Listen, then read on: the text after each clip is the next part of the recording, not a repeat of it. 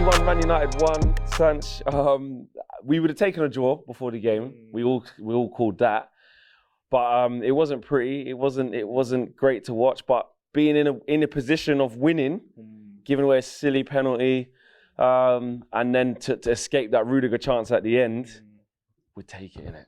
Yeah, no, you got to take it. You got to take it. These guys are doing so well, top of the league, and we are struggling. We just lost our manager, so you can't really complain too much. To credit to the boys though, that I'm standing here and a bit frustrated. Is that what it is? You're frustrated actually? Yeah, a little bit. Just because of the way the game panned out. If you asked me before the game if I'll take a point, I predicted that as well. To be fair, all day long.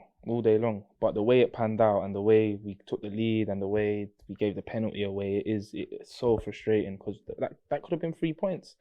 But like you said, the Rudiger chance and etc.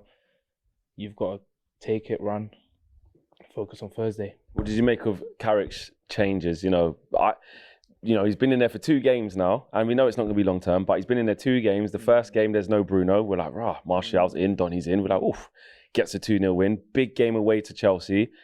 One of the reasons why you say you have Ronaldo back, like for the big games, away from home, whatever, but he went, bench. What did you make of that decision? Questionable decisions. Bruno false 9 as well. Yeah, from back to front really, but I like it. I actually do like it. It's like a breath of fresh air because with Ole, you kind of knew whatever anyone performed.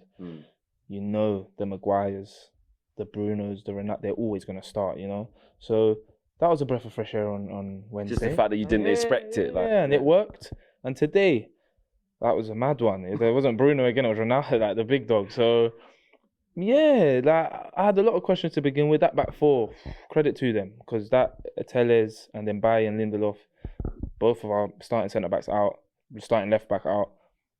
Credit to that back four and credit to the midfield, and credit to Michael Carrick. You got it right, innit? In the end, you have to say. Credit to Michael Carrick. It's I said it earlier.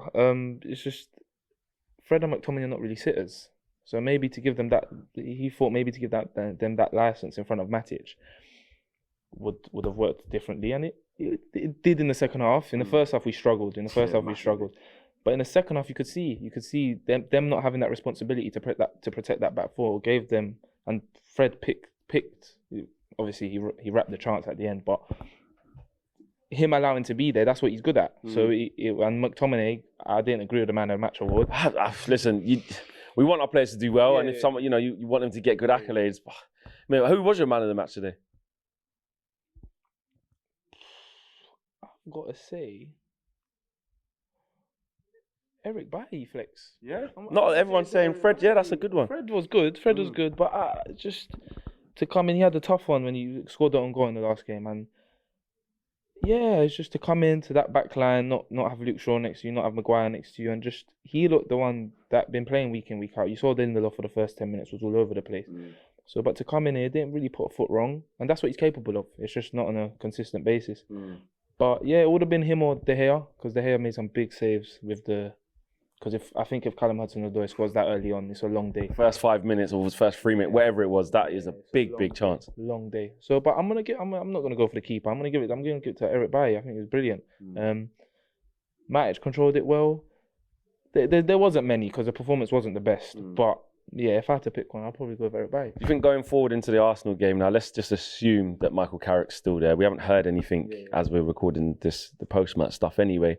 With Ralph Ragnick coming in, I don't think, even if he is announced him, I don't think he's actually able to get here that quick anyway. So, what sort of game plan, team selection, tactics are you looking to try and see against Arsenal? Because like you said, the false 9 with Bruno today didn't work. A lot of criticism on Bruno today, I saw. How do you think we approach the Arsenal game?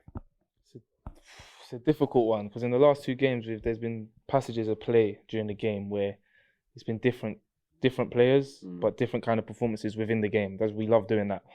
So in that second half, towards when we scored the goal, we were brilliant, and Bruno was a part of that against Villarreal. So it's different. I don't know. I don't think he'll go with that same midfield at home against a lesser side in Arsenal. That I think we can go at them. But then who does he play in midfield? Does Donny come back in?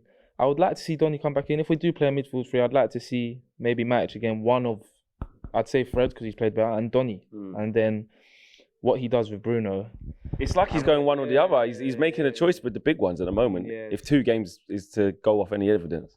So yeah, that's big decisions to be made, and fair play, because like I said earlier, he didn't have to do. He didn't have to. He could have just said, "I'm only here for 2 games max." Put Ronaldo in. Don't upset the cart. But he didn't. He's obviously got a plan, and he's sticking to the plan. And again, that's what I mean. I'm interested to see what team he plays on Thursday. But you're not trying to say like character in the season. Nothing silly. I got burnt, man. I got burnt with the last time. So even with Rangnick, if he does well, I do want us to be brutal. I do want us to be like, look, no, we gave you a job for 6 months, and that's it. Whatever you do, thank you. If he does brilliantly, brilliant, thank you. And he's not going to go, because what we're hearing is he goes upstairs, and that was the best news from last week, in my opinion. Yeah, he's got a 6-month deal. It's probably the best man we could get for 6 months. But the 2 years after that is what I liked. That's what really counts. So if he can finish strongly to the end of the season, and I just hope we are brutal, because I don't want us with Ole. He done brilliantly, and that night at PSG, and the run of games and whatever we got. He obviously got the job when we could have gone elsewhere, and that obviously burnt us. It didn't end well. So yeah, whatever he does, I hope we're brutal with it, and he goes upstairs. I hope he plays a part in choosing the next manager, and we go from there. But finish off on today, Jadon Sancho. He's 2-2 now. He's getting there. A lot of people said that. Just give him a bit of time. He started the season last season for Dortmund slowly, so he's maybe that kind of player. And even before the goal, he played well for a few of the games. Even I know we lost 4-1 against Watford, but him and Donny in that second half were the best players at Watford. So good to see. And yeah, he played. Don't get me wrong, he didn't have the best first half, but that shows the player he is, because you saw the little thing he done with Mendy and for someone who was having a struggling half in such a tough away game, to do that, that's the kind of player he is, and I like that. That's a Man United player. So yeah, hope it rolls on. Hope it rolls on Thursday, and hope it rolls on Arsenal. Peace.